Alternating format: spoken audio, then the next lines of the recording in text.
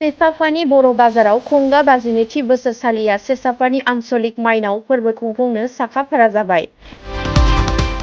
गाबोन 16 अक्ट'बरनिफ्राय 18 अक्ट'बरसिम मोनाबिलि समाव आइजोफोरनि हानजा मोसानाय बादायलायनाय आयदाजों लोगोसे 18 अक्ट'बर खालारनि हारिमु मोनाबिलियाव हांख्रायनानै लाबोजानाय मुंदांखा मेथाइ रोजाबगिरि फुंबिलि बसुमतारी आरो कामेस्वर बर'नि मेथाइ रोजाबनाय आयदाखौ नुनो मोनगोन। 19 अक्ट'बर खालाराव जाखांफुनाय मुंदांखा एक्ट्रेस सुदेम सनाराम सियारिनि मोसानाय आरो सोरां रिया नायजाब आफादनि नायजाब दिन्थिफुंनाय नुनो मोनगोन।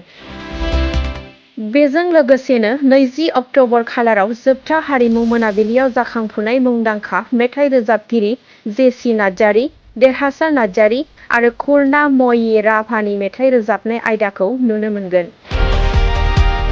दा जोंनि बेयाव माइनाव फोरबोआ खुंगा बाजिनै जाफैबाय फैयै दा बेबायदियैनो बोसोरफ्रामबो जोङो ब्रह्म धर्मनि नेमजों आरो बाथौनि नेमजों ब्रह्मफोरा आहुति होयो बा जग्य होयो, बाथौफ्रा आरज गाबो।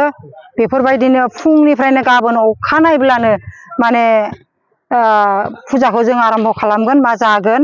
ओमफ्राय हांख्रायजानाय बहुद आलासिफोर फैगोन, मेथाइ खनगिरि आरो बिबाजै ग्रुप बा बाजै ग्रुप बादायलायनायाव बाहागो लागोन गाबोननि दिननिफ्रायनो मोनाबिलि 6टा बाजिनिफ्रायनो।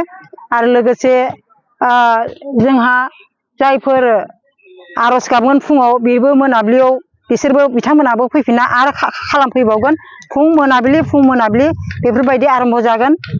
जोंनि बे माइनाव फोरबोआव बरा बाजार फिल्डआव गासै रायजो राजाखौ बयबो गाजा गोमजा फैनानै जोंनि बे माइनाव फोरबोखौ जाहाथे नायफैनानै मदद खालामफैयो, बेखिनिखौनो बुंनाय जाहैबाय। सानबासिम हाबाफारि लादों।